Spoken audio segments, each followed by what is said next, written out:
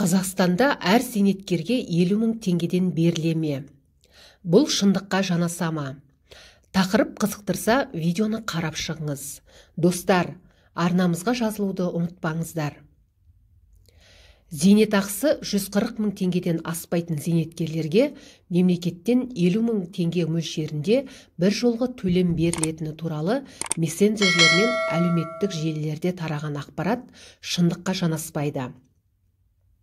Бұл туралы Еңбек және халықты әлеуметтік қорғау министрлігі жауап берді.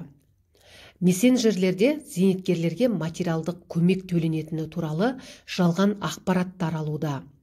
Тағайындалған қаражатты алу үшін белгісіз адамдар халыққа қызмет көрсету орталығына хабарласып, номері 2-ші нысанды толтыруды ұсынады.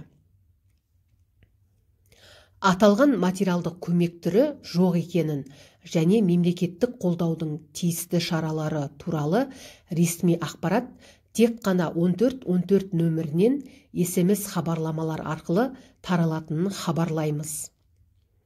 Азаматтардан тек қана ресми көздердегі ақпаратты пайдалануын сұраймыз. Жалған ақпаратты тарату заңмен жазаланатынын естеріңізге саламыз, делінген Еңбек және халықты әлеуметтік қорғау министрлігі хабарламасында. Сондықтан да әртүрлі ақпарат көздерінен таралған жалған ақпараттарға сенбеуді өтінеді.